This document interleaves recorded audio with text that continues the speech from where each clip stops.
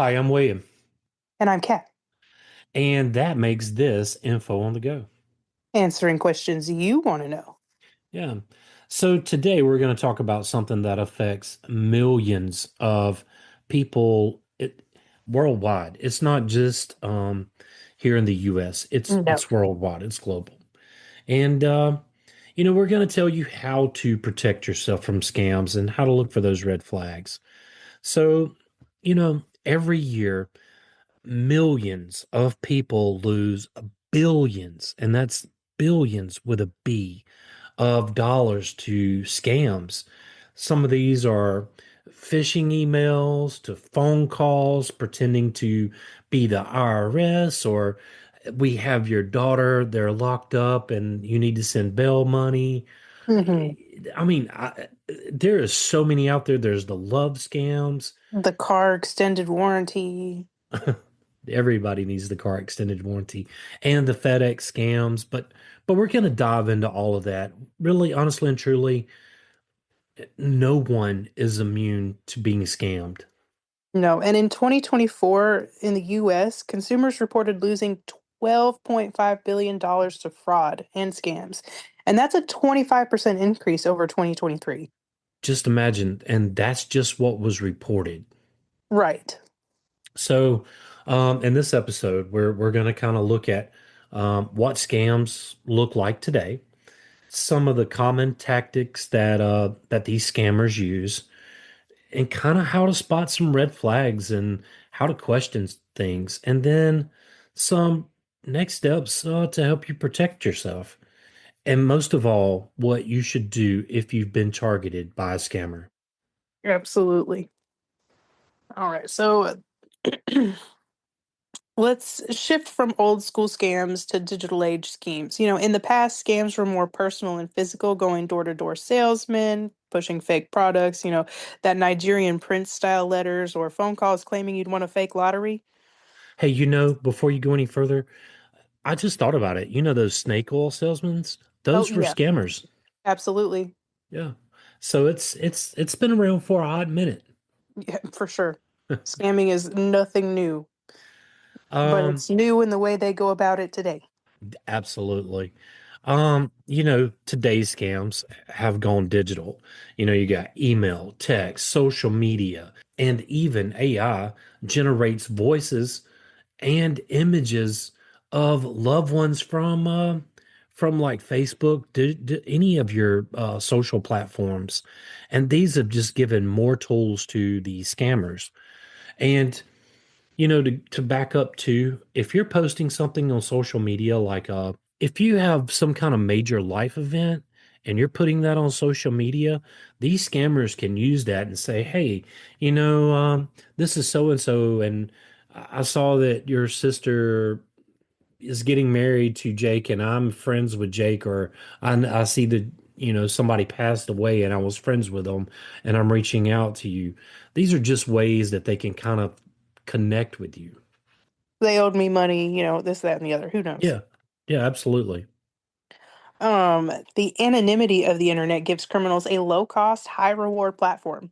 Scammers no longer have to be in the same country or even the same continent as their victims.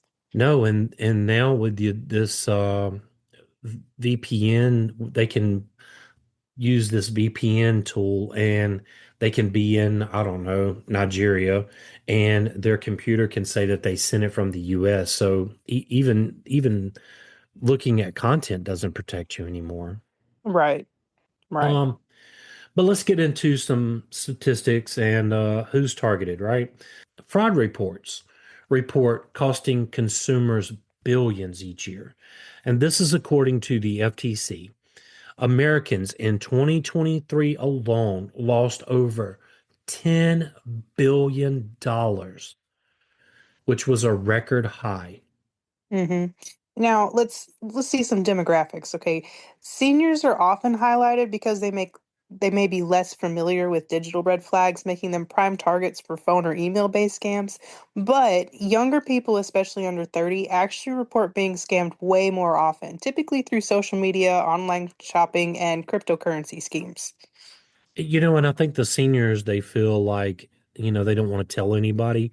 So I feel like that number's low because Right. they may be embarrassed about it or whatever. So I Hmm. feel like that number is low. Right. The twist is while younger adults are scammed more frequently, older adults usually lose much more money per incident, and that's really because they're targeting, those savings, retirement funds, everything that those seniors have built for over a lifetime, where Right. the younger people are just now getting started. So yeah, Right. I'm right in the middle. I finally at a spot where I'm trying to build savings after I pay off all my debt. there you go. I ain't got time for scams. Hey, this is the IRS calling. Did you know that you owed over $20,000? But if you send me $2,000 today, we'll wipe it all out. Absolutely Well, not. we're Okay. coming to we're coming to arrest you. I just want you to know that. Look here. The IRS owes me money. If the IRS starts calling me, I'm going to be like, hey, I'm missing a whole tax return. What gives? Because you can't get anybody on the phone at the IRS. No, you no, you can't. So if they're calling you, you know right away that's a scam. Right. They're not calling folks. Yeah, Anyway, unless of course you do actually owe them money, but that in that case you usually know. they send you a letter. They do send you a certified letter first. All right, Okay. so some common modern scams, you got phishing emails and texts, it's also known as smishing. And these are fake emails that mimic banks, delivery services, or even government agencies, like the IRS. And the example text for a delivery service would be saying, your package couldn't be delivered and click here to reschedule. But that link leads you to a site designed to steal your login credentials or payment info. Yeah, and so that's why you never click on any of those links. If you're expecting a package, they give you tracking numbers. You can go to that website and plug in that tracking number, Hmm. or call them directly. But Right. never ever click on a link. Right. And then you got fake tech support calls, and these are callers that claim to be from like Microsoft, Dell, Apple, whatever, your internet provider, whoever, whatever products you may have. And they insist that your computer or device has been infected and they guide you to downloading some remote access software, kind of really giving the scammers control of your device. And once they have control of your device, they can hold it hostage. And so victims often pay hundreds for fake repairs or unknowingly hand over sensitive data. And also, they can hold your device for ransom. I actually knew someone that had clicked on one of these, downloaded this software because they thought it was tech support from college. And yeah, they really did a number on this individual. Dang. But they had all of their information on their laptop and they had to pay like I want to say they negotiated like $400 or $500 to be able to get the information back. Jesus. Yeah. So, you got to be looking out for that. And never ever ever take a phone call on that and never call the number they're telling you to call. Look it Right. up and call them directly. Yeah, I mean, I have a couple of examples of that too. I was working at a church, and somebody said they were calling from Georgia Power and that they needed like $1,200 worth of gift cards to be paid right now, or they were going to shut the lights off. And then I had Verizon, quote unquote, Verizon call me saying that, there was a phone, an Apple phone that was bought with my account and, asked me if I had bought one. And I was like, not since not any other ones than the one I'm currently using. And so I checked my account and they're like, okay, well, you'll need to reset your password. And I was like, okay, I did that. And they're like, oh, no, no, you'll need to put this password in that I'm going to give you. And I'm like, oh, Yeah. no, that's okay. Click. I had something similar happen and I called Verizon or my cell service provider and I put some fail safes on there, put some extra coding Hmm. to make it a little bit harder. Right. Yeah. Almost everything has a second authenticator for me that's set up. It's only unfortunate if my phone stops working. Yeah, mine does too. I have double authenticator on a lot of different stuff because I do carry some sensitive information from time to time. Right. So anyway, the next one up is the online shopping scams. Then those are ads on social media promoting deals too good to be true, like luxury items at 90% off. And victims pay, but the product never arrives, or it's a very cheap knockoff, not very good quality at all. Yeah, and you Um, really see these kind of take hold in like holiday seasons like Christmas especially, right? right, exactly. Oof. And Yeah. I had this happen to me once where it never showed up. I think it was like $60. And it was for some cute little outfit romper things for me to go garden in, and I was fairly upset. But it wasn't during Christmas, so there's that. It happens all times of the year. Well, my daughter ordered something for me for Christmas, and it was one of those sites. And when it came, it was like this really cheap thing. She sent them an email. They told her to keep the product, and they refunded her. I mean, it wasn't that much, but the fact is, it happens. Right. So you really need to kind of pay attention to what you're trying to order and make sure it's from a trusted site. Yeah, right. I think we're going to get into the one that really affects seniors the most in my opinion, especially if they've lost a loved one. And those are those romance scams. And, they can go to your social media platform if you're posting there, kind of figure out what your personal life is all about. Then they create a fake profile on some dating app or social media or whatever. And then they just really start to work at you to build trust over weeks or months, just starting off with that general conversation. Hey, I see that you're going through this and I knew X person, reaching out, whatever the case may be. Eventually, they invent some kind of crisis, right? Um, whether it be medical bills, travel expenses, or they have money that's locked up in a bank somewhere and they need you to help them get an attorney to be able to get it. They got visa problems. Whatever it is, they're asking for money. And victims to these romance scams can lose their entire life savings. But really, you know, among losing money, they also they lose that they feel like they've been emotionally betrayed, which they have. Stay with us. We'll be right back. Hey Kat, Old Glory, they've been operating since 1969 and they have over 300,000 items to choose from. Wow. So we're talking like music, or what are we talking about? We're talking about music, sports, and pop culture gear. And we're not just talking about modern day stuff either. We're talking about bands like the Beatles, Metallica. They have hoodies, tees, gifts, and so much more. Wow. Do they also do those old nostalgia TV shows? Not just the TV shows, but the movies as well. And if you know that sports fan, they got you covered there too. That's exciting. Do we have an exclusive code? Absolutely, we do. It's called InfoGo. So check it out at oldglory.com. Use our code to get an exclusive 15% off. Don't forget, that's InfoGo, oldglory.com, or just click the link in the show notes.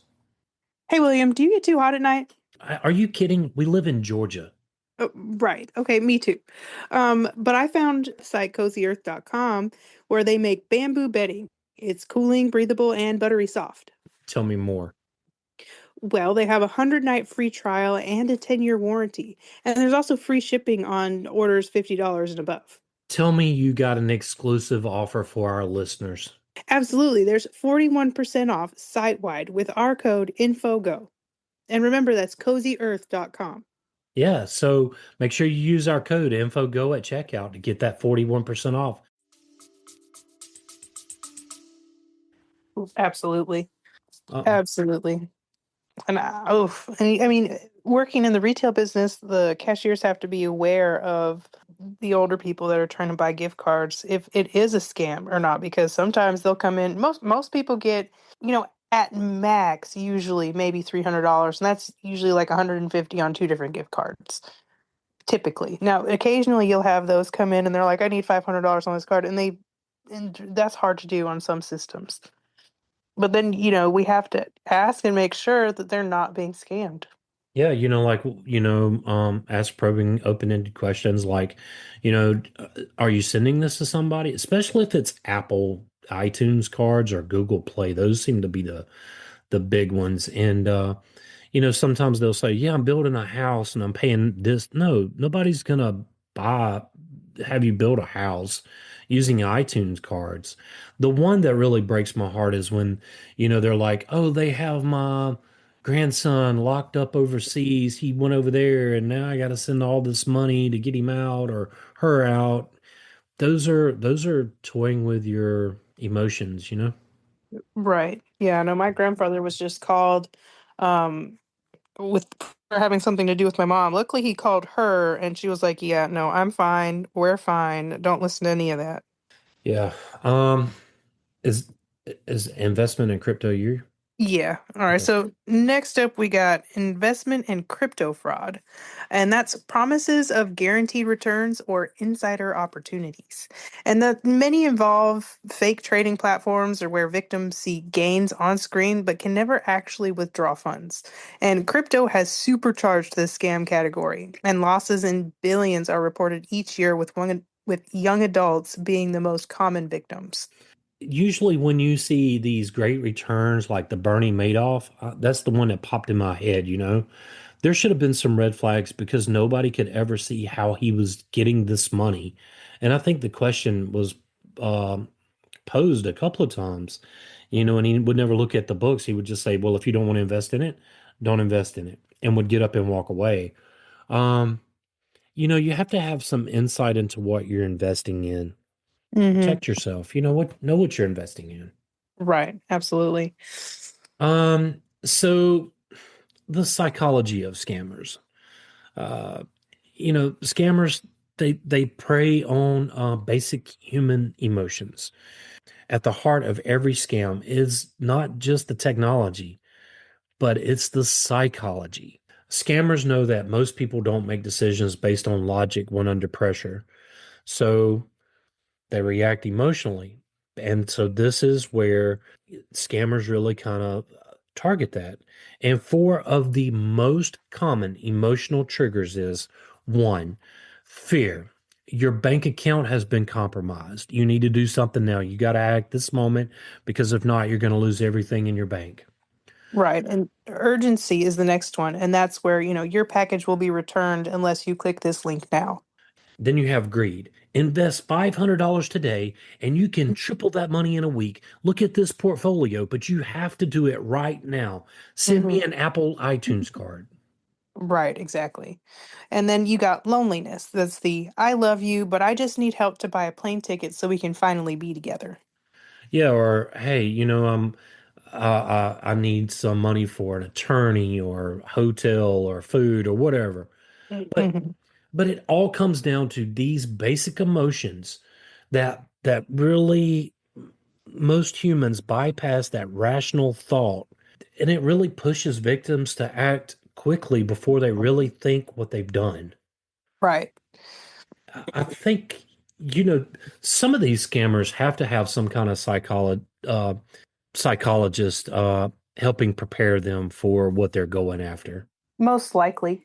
I wouldn't see anything otherwise, but I don't know. I have not scammed anybody and don't plan to. The pressure tactic, act now or lose out. Scarcity and time pressure are two of the oldest tricks in the book. Scammers frame choices as limited time offers or crisis. If you don't pay this fee within 2 hours, your electricity will be shut off. Or this investment opportunity is closing today. Don't miss out. Yeah, so by creating panic or urgency for the victims, they're just nudged into acting before really verifying the situation. Honestly and truly, that's how they go after you. You have to do this right now. We have X in custody, and if you don't do this, they're going to be locked away and whatever. Or that's why you really need to step back and take a deep breath before reacting. Right. So, authority impersonation. This is where people are trained to respect and comply with authority figures. Scammers, they really exploit this. So, scammers, they can oftentimes impersonate the IRS or some kind of tax authority. Banks and police and even delivery companies. I feel like the IRS, like we were talking about earlier, hey, you owe these taxes and we have agents on the way to arrest you. I actually had this happen to me years and years ago. They're like, they're on the way to arrest you. And I was like, okay, well, I'll be at work when y'all come, so you just might skip going to my house and go to my job. Okay, well, we're coming. All right, well, I'll be waiting on you until I go home today. Right. And then for the banks, that's suspicious transactions detected. Confirm your details now. Yeah, so click this link. Do not do it. Reach out to your bank directly. Um, Absolutely. for the police, there's a warrant out for your arrest unless you pay us immediately. That should be huge red flags. Right. That never happens. Yeah. They're just going to come find you if you have a warrant out for your arrest. Yeah. And if you ever call them and say, hey, do I have a warrant? They'll be like, come down here and we'll tell you. Right. Right. Have you ever called to ask that? No. I did because I didn't believe the person that was telling me. They're like, they're not going to tell you over the phone. You just have to call them and this is what they're going to tell you. Sure enough, I called and I was like, dang, that's they're like, yeah, we're not going to tell you that. Come down here and we'll talk about it. I, just to be clear to the listeners here, I've never had a warrant out for my arrest. Well, that's a plus. Yeah. Me either. Me that I know of. But I haven't done anything to warrant a warrant. So it's me. I just happen to pull Casey's bank card out of my pocket. Oh. Well, you can give it to me. Not today. Act now. If you don't, I'm sending some people to come and get you. Oh well, good luck. All right, so then you got delivery companies, and that's, what we've talked about. Your package can't be delivered unless you confirm payment. And this makes victims fear the consequences and compliance becomes automatic. Yeah. So what we're telling you is stop, take a deep breath before reacting. That is the biggest thing that you can do to protect yourself from being scammed. Think about it. So social engineering, and this is where the scammers build trust with some personal information. So scammers often use little pieces of real data. Sometimes they can get little snippets from your social media, data breaches, public records, wherever they're getting it from. Sometimes they can have a conversation with you and you can give them some little details. And it's just like, those psychics, they can really build on it and be like, hey, I know you had a aunt so and so that passed away, and then you might say, yeah, Aunt Pauline, and then the next time they talk to you, oh, your Aunt Pauline, how is she doing? Like they can really use that information. Yeah, I had this happen to me. So I have an aunt that mm, is on and off social media, but is on and off social media on different accounts. So one of her accounts started messaging me and saying that they needed my Facebook password and this, that, and the other to do something or other. And I was like, yeah, no. Sometimes these scammers can find out they can use your child's name, and they can use AI to make them sound like your child or come close to it, or use AI for visual effects. And if you're talking to somebody on a screen and it looks kind of a little off or you don't feel comfortable, ask that person to get up because AI cannot simulate somebody getting up and walking around. I did not know that. And sometimes they'll even reference a recent online purchase when sending a fake delivery scam. But, this personalization makes the scam feel legitimate, lowering the victim's guard. You want to go on and take on the next section, or you want me to do it? I gotcha. So, why even smart, careful people fall for scams? And I am not immune, I have to tell you. Call me OCD. So, why even smart, careful people fall for scams? Well, falling for a scam is not a sign of stupidity, it's a sign of being human. I mean, they are professionals at scamming people. That's for whatever reason what they have chosen to do with their life. But in any case, they practice scripts, they study psychology, and refine their tactics constantly. So, some common reasons intelligent people still get caught. And that's probably why some of these numbers might be low because as a I wouldn't say, super smart person, but I would be embarrassed. Okay, I would be embarrassed. I'm not going to tell people about it. Yeah, Might and tell y'all, but I'm not going to just report it to whatever agency that needs to be reported to. yeah, but we're gonna get in that at the end of it. But you're right.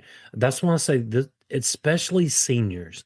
I feel like they're embarrassed. They don't want their family to know that they fell victim to this, but so back to those common reasons of intelligent people that get caught up in this. You got stress or distraction. Busy people click without double checking or looking at anything. They look down at their phone. Oh, this package won't be delivered unless I click this link. And before you know it, it's too late. They already have Hmm. your information. Right. And then you have information overload, and that's when inboxes are full, a fake message blends in.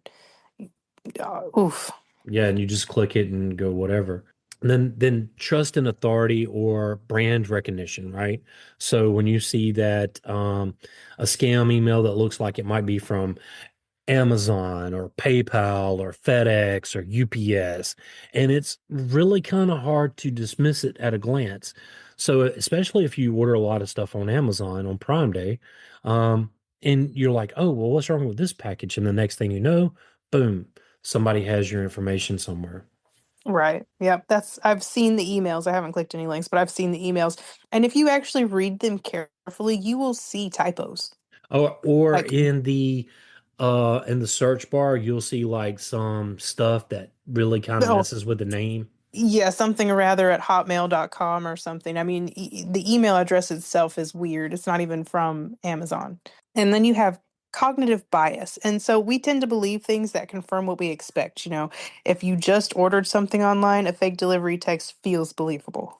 At the end of the day, scammers are looking for you to have that momentary lapse in judgment. They're looking for that one click quick. I mean, that one quick click or that one time where you didn't think about it and you just transferred some money. And the next thing you know, like they've They've succeeded. won. Yeah. Yep, they've won and you have lost. Yeah. Absolutely. And that Kat, sucks. yeah, it does. I think before we get into red flags and warning signs, I say we should take a quick break.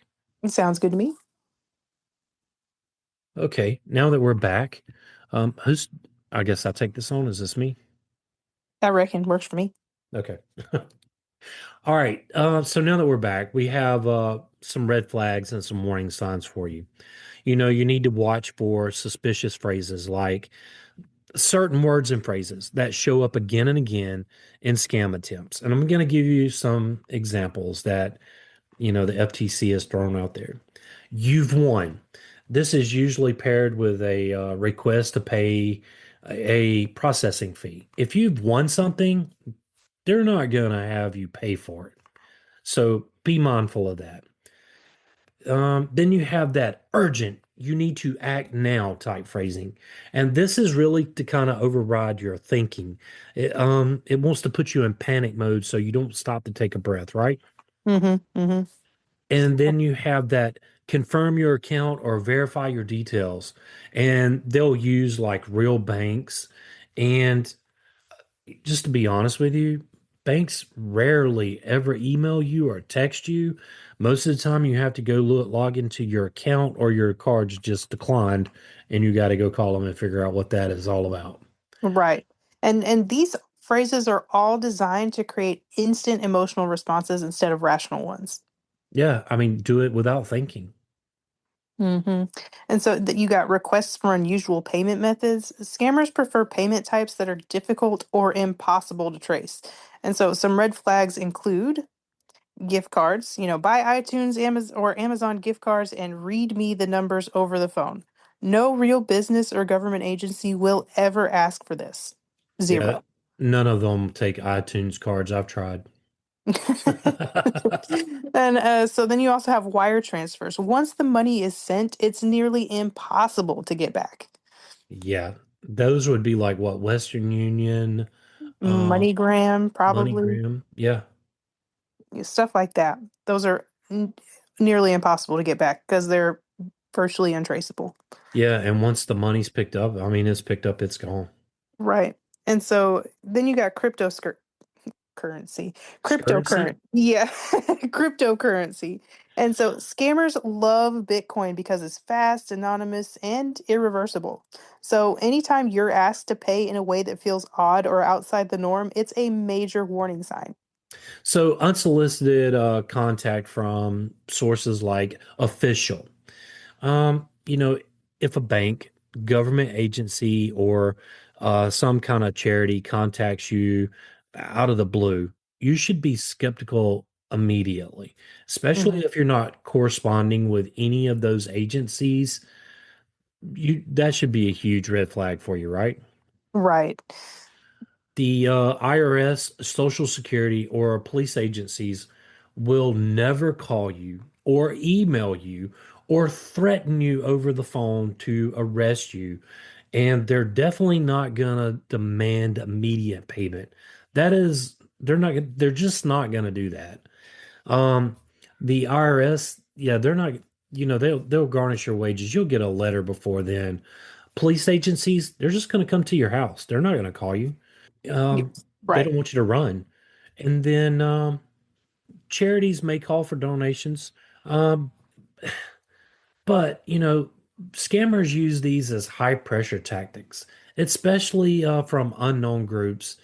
So if you're donating to a charity, usually they have a website, some kind of nonprofit or a place where you can donate directly.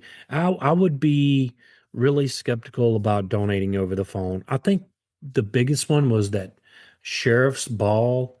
That was a big scam back in the 90s where they would call and be like, hey, donate for the sheriff's ball. Your name, you'll get a plaque and blah, blah, blah. That was a scam. Oh, I didn't hear about that one. Well, it's probably before your time, but I mean, that phone call used to come all the time, and I'd be like, yeah, I'm not donating to that. Yeah, I mean, I was alive in the 90s, but I wasn't paying attention to much outside of cartoons in the 90s. So, Yeah. I mean, I would donate to the officers before I would the sheriff's, hmm right, exactly. because And so sheriffs are elect. Anyway, you go ahead. you're good. Anyway, so you got links and attachments that just don't add up. And so that's where scammers often create lookalike websites or fake emails. And so some warning signs on those are there's typos in the message, urgent notice from your bank, but your is not spelled correctly. Um, and then you have strange or mismatched sender addresses, an email claiming to be from PayPal but coming from something rather at gmail.com, at yahoo.com. I've seen hotmail.com, ymail. I mean, there's all kinds of different email companies. But generally, if it's not coming from a certified email, Yeah, I and would. most of the times I would think, if you're looking at your bank, I wouldn't click on any kind of link that my bank sends me, and they do send me statements via email, but I never click on them. I always go to my app, go to my thing, pull it up and look at it that way. Right, right. Now, I thought I was being scammed when I was trying to set up the electric for my house because I'd never gone through Georgia Power before. Um, but their email and their company email is like Georgia Southern or something like that. I thought it was a scam. So when I first bought my house and I was expecting this email, I had unwittingly blocked said email because it didn't. I was like, that's not Georgia Power. But let me ask the question though. You were expecting the email to come, right? Yeah, I was from Georgia Power, not Southern Company. Yeah, and so that's the key to it all. Like, I think you've done the right thing, and I think if you'd explained it to them, they probably would have been like, "Oh yeah, no problem." Well, Uh, they cut my power off on a Friday and still wasn't going to turn it back on till Tuesday. So oh, now that is a problem, especially with that two small ones. that was a problem. So it was a problem for my personal life, my work life. I was very upset. I imagine you got a pretty nice boss, though. I do. I do. He's Okay, pretty awesome. yeah, he's pretty cool. Very, very understanding. Yeah, And so then you also have links that don't match to the official domain. Hover over them before clicking. And then the attachments can contain malware. So if you weren't expecting a file, don't open it. Right. As soon as you click on that malware, everything that is attached to your computer, your phone, whatever, okay, they have that. They are able to see that. yeah, I accidentally did that years ago with a computer, and and it was one of those things that just went in there, and It was an older computer anyway. I was planning on upgrading it, and I was expecting an email from somebody with an attachment. And when I clicked on it, I was like, "Oh man, you kidding me, right?" As soon as I clicked on it, I knew. But yeah, I mean, there you go. I mean, everybody's susceptible to being scammed somewhere down the line. Pressure for secrecy. This is a huge one. This is the classic manipulation tactic in isolating the victim. They'll use phrases like, don't tell anyone else about this, or don't tell anybody about our private relationship. Don't tell anybody that you're sending me money for a plane. Don't tell anybody you're sending me money for X, Y, or Z.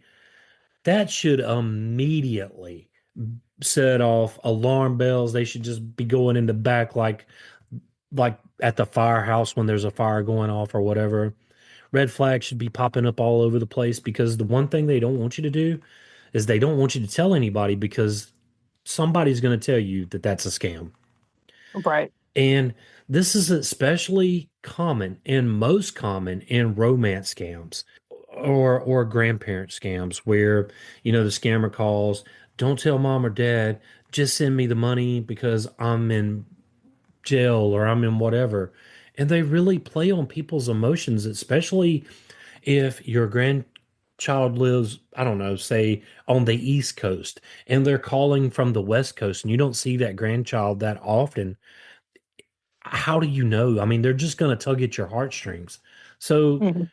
be mindful of those. Again, take a moment, step back, take a deep breath, and think about it before you react on it. Right. Absolutely. So let's give a quick checklist of some red flags. Now, here's a mental list to help our listeners stay safe. You got unsolicited contact. Did they reach out to you first? Then you have the other one, too good to be true. You have a free prize, huge returns, unbelievable deals. If it's too good to be true, more than likely it's too good to be true. Don't do it. Right. And then you have urgency or fear. Act now or else. Oh yeah, those are the ones we're coming to arrest you, whatever. Hmm. And then odd payment methods. If somebody's asking you to pay in gift cards or wire transfers or cryptocurrency, those should set off alarm bells and red flags immediately. Because as Kat has mentioned earlier, these types of payments are hard to track, especially gift cards and crypto. And they are non-refundable. As soon as you purchase them, you cannot get your money back. And then you have suspicious communication, typos, mismatched addresses, and strange links. Then you have secrecy demands, like we talked about. Don't tell anybody. Let's keep this between us. I think I was reading something, and when I was doing the research, one of the big ones was, I feel embarrassed having to ask you for this. So don't tell anybody that you're giving this to me, okay? I have the money to pay you back, blah, blah, blah. Huge red flags, especially if you've never laid eyes on this person. But if you've checked any of the boxes, pause, step back, and verify before reacting. And so let's get into protecting yourself. You got some digital defense here. You strong, unique passwords. Okay, don't reuse the same password across multiple accounts. I am, I have to say, I am bad about that. You should really download those apps that there's one, especially with Apple has one where it's a password creator and it actually has a three authenticator factor for you to recover that password and it'll hold it for you. Hmm. Yeah. I know I have passwords just with the Apple setup. But I'm even skeptical with that because what if somebody was to break into that? Mm-hmm. Right. I keep my It's- password somewhere else. I mean, it's a similar variation of the same password, but something about it is different, if that makes any sense. My wife still uses pencil and paper to keep her passwords locked up, and that paper is locked up in a safe in an envelope I don't even have access to. It's a smart woman. All right. So then use a mix of uppercase and lowercase letters, numbers, and special characters. And then you also have a password manager that can help generate and store them securely. See, I told you should just download some apps and use technology. Right, but then don't click on any of those links because they'll be able to get all those. Yeah, yeah, that's the other thing. So Two-factor authentication or 2FA, however you want to say it. I'm the geeky person, so for me, it's 2FA. Um, this adds an extra step beyond just a password. It could have like a code like text. It could send you a text to your phone that's generated through one of these apps. Or, you could have a PIN to have to log into it, something. And even if a scammer steals your password, they can't get through that second factor without you. And this is the other step that'll kind of help you catch your breath and think about it. Because when they call to get that second verification, you can be like, "Hey, wait a minute. There's too many red flags here. I'm going to have to reconsider this." All right, so keep software and antivirus updated. I mean, I know they're pricey. I know they get really annoying after you let the stuff lapse or whatever, but it is important to keep you and your information protected. Updates often patch security holes that hackers and scammers exploit. Okay, it's a constant thing. Constant. Nothing is exactly foolproof, but they try to implement it and update it all the time. But this includes your phone's operating system, web browsers, and apps. Yeah, because your phone's just a mini version. It's just a supercomputer in your pocket.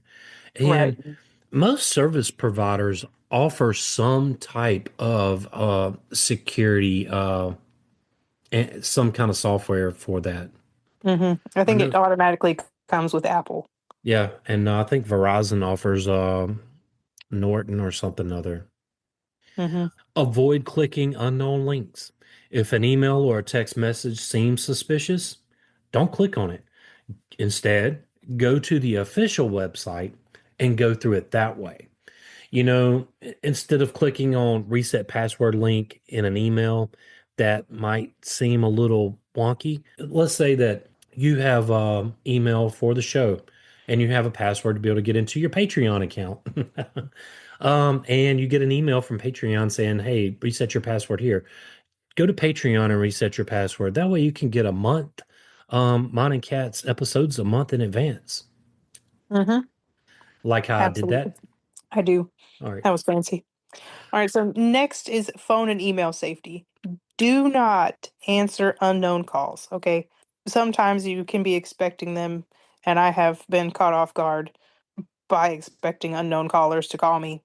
But in any case, if you don't recognize the number, let it go to voicemail. Scammers often spoof local numbers to look familiar. Oh my gosh. One time my wife called me and it was somebody that I didn't even realize, but somehow or another it popped up with her name on my phone. Oh, weird. Yeah. And, that just goes to show, I don't do that either. And there's apps out there to kind of help block some of those calls, those robocalls.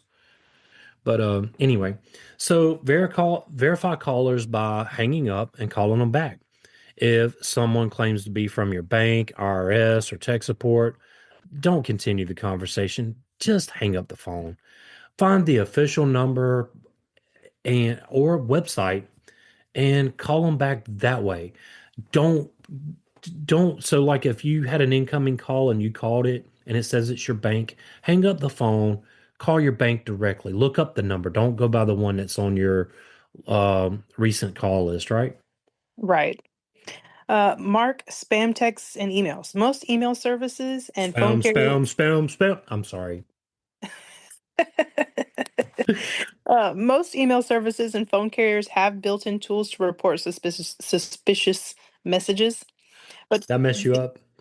you did a little bit, but that's okay. But you don't Uh, remember our spam episode when we did the I Mighty Python at the end? I do. I do. This not only protects you, but also helps improve filters for others. And it also helps just let people know of new things going on and everything else like that. So it is important to report if you've seen anything suspicious. Yeah, absolutely. Report it. So we'll get into financial safety here. So you should regularly check your bank statements. Look for small test charges. Scammers will sometimes send a few dollars before trying to take on bigger withdrawals. Sometimes they'll deposit a penny just to make sure that they have access to it and then start withdrawing money from it. hmm And use credit over debit for online purchases. Credit cards usually offer stronger fraud protection and make it easier to dispute charges, whereas debit cards pull money directly from your account, leaving you very vulnerable. Yeah, absolutely. That is the one place I do use credit cards for.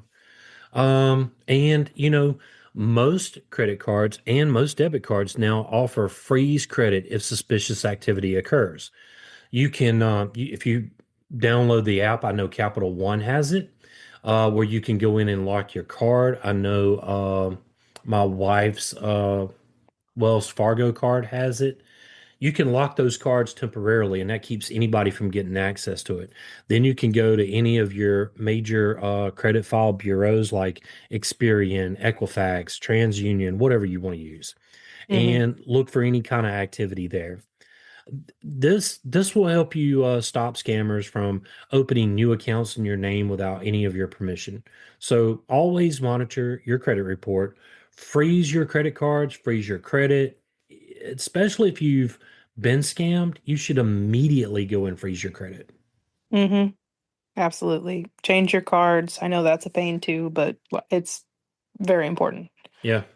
You have to have caution on social media. So limit personal information you share online. Details like your birthday, hometown, pet's name are most often used as password reset questions. And scammers can piece together your identity from public posts. So you really need to watch out for friend request on social media platforms, especially if it's somebody you don't know. It could be a fake profile. There's a lot of impersonation accounts out there.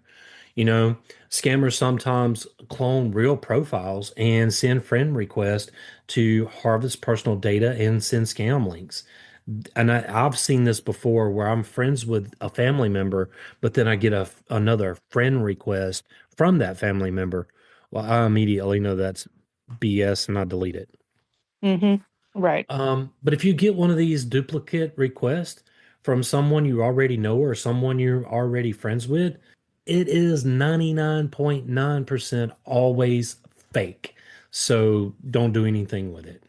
So here's a little bonus. Build a pause and verify habit. Before acting on any message, whether it's an email, text, or call, stop and ask, does this sound too urgent, too good, or too scary to be true? Or, can I verify it by contacting the company or person directly through an official channel? Hmm. And take that small pause, which often makes the big difference between spotting a scam and becoming a victim. All right. And as promised, so what should you do if you've been scammed? There's some immediate steps you need to take. One, you need to contact your bank and credit card company right away. Report any fraudulent charges, freeze or cancel compromised cards, and many banks have 24/7 fraud departments that can stop additional transactions. So that's one step to protect yourself. Right. The next one is change compromised passwords. Update login info for any accounts that may have been breached. And if you reuse the same password across sites, change it everywhere. And you enable 2FA, like William said, wherever possible. Yeah, because it sounds better than two-factor authentication. Where do you report scams to, right? The FTC or the Federal Trade Commission. This is one where you will file a report at reportfraud.ftc.gov, and this will be in the show notes. This is for any of those uh, scams that said, hey, trade this, buy this. Those are one. Uh, and so, again, that is reportfraud.ftc.gov. The next one is the FBI's Internet Crime Complaint Center, or IC3. For online scams, file at ic3.gov. All right. And again, that will be in the show notes. And then the other thing you need to do is contact your local authorities, especially the police department. If your identity has been stolen, a police report can help with disputes later on. And I promise you, having your identity stolen, this is going to be a crucial factor in being able to retrieve it. So let's address the emotional impact. Being scammed often leads to feeling embarrassment or ashamed, but it's important to remember scammers are professionals. Yeah, because they use psychology and technology, and they have this relentless practice. where they don't take no for an answer. It doesn't mean that you've been foolish or anything. It just really means you've been a victim to to their tactics. Right. And normalizing reporting is key. The faster victims come forward, the better the chance of stopping further damage and preventing others from being targeted. There are recovery resources. You know, there's fraud hotlines. One of the biggest ones that we recommend here is the AARP Fraud Watch Network Helpline, and that phone number is 1-877-908-3360, and they offer free support. And again, that will be in the show notes for you. Right. You got identity theft resources. And so that's identitytheft.gov and with the FTC. Walks victims through a recovery plan step by step. And then you have victim support services. Some states and nonprofits offer counseling, financial guidance, and legal aid for scam victims. So it's important to report it all the way around and look for some of these support groups. You have credit bureaus like Experian, Equifax, and TransUnion, and this is where you can request fraud alerts or freeze your accounts if you need to, and they can help protect against further misuse. All right, so the key message here for our listeners, and the most important thing is to act quickly, both financially and emotionally. Scammers count on silence, so don't give them that power. Report, recover, and know you're not alone. Yeah, don't be silent about it. Report it. Kat and I had the question, what types of scams cost the most, right? Hmm. Investment scams accounted for the highest losses in 2024, 5.7 billion, more than any other category of scam. Jeez. And then you have the imposter scams when people pretend to be banks, government agencies, etc., where these were the second largest in losses for about 2.95 billion in 2024. Dang. And you got other big categories, online shopping, business and job opportunity scams. No company's ever going to ask you to send money if they're hiring you. Just don't do it. Right. Um, we didn't even cover that one, but that's out there. And so contact methods and how scammers reach people. Well, the email is the most common way that consumers report being contacted by scammers, which I mean, I get a lot. I get a lot of scam emails. It's ridiculous. I get a lot of Uh, those scam text messages. I get a few of those too. At least, I say a few of them every few months. And so phone calls are second, then text messages. Social media as a contact/origin point is rising, especially for younger victims. So then, Kat and I also had the other question. What demographics? Who's being hit the hardest? Who's losing the most money? And older adults tend to lose more money per incident. For example, people aged 70 to 79 had a median loss of about $1,000, whereas people in their 20s had a median loss of about $417. Right.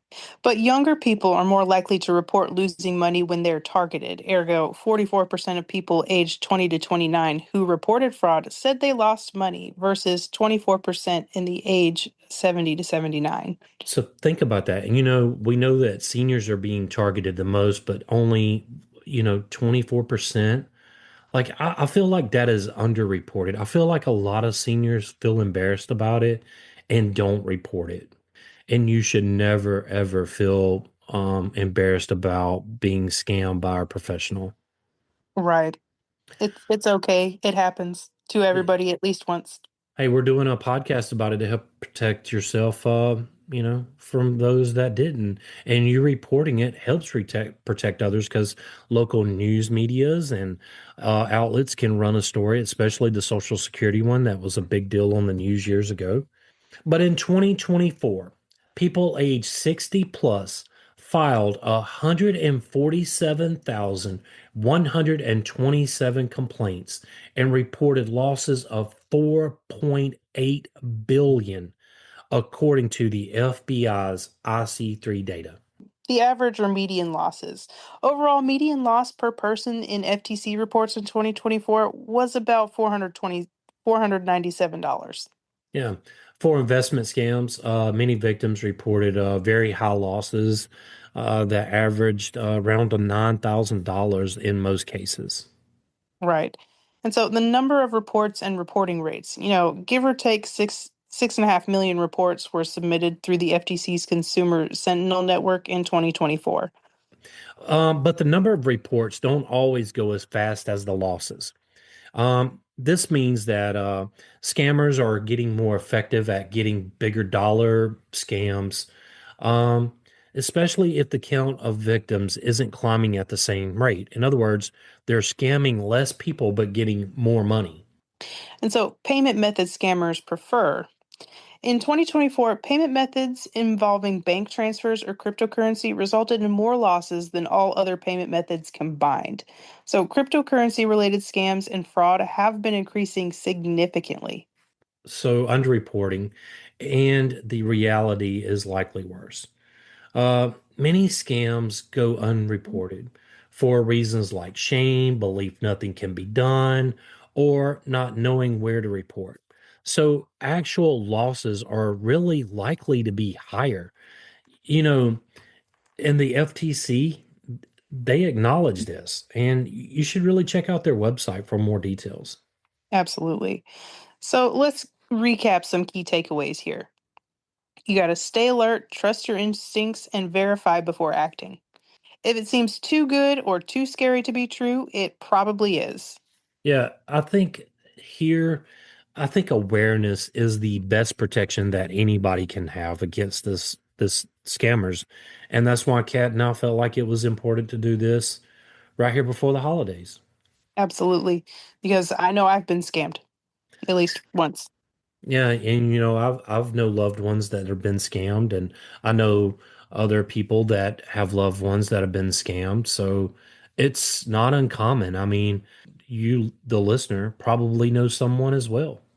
Mm-hmm. Yep. I mean, and you live and learn, okay? I mean, I know what to look out for now as far as that goes, but they're always changing tactics too. Yeah, and they're using psychology to really prey on people's emotions in the time. They want you to react before thinking. Exactly. But if you would like to support this podcast, tell a friend and help get the word out. If you would like to help us keep the show going, you can do so at Patreon. The link is in the show notes. William and I want to thank you for listening. Yes, thank you. Join the Facebook group and Info on the Go, Share with us your show ideas. or ask us a question. Subscribe and follow us wherever you get your podcast. Send us a text using the link in the show notes or leave a review. It helps others find us, and you can email us at, infoonthegopodcast@gmail.com. and yes, that is all one word. Till next time. Stay curious.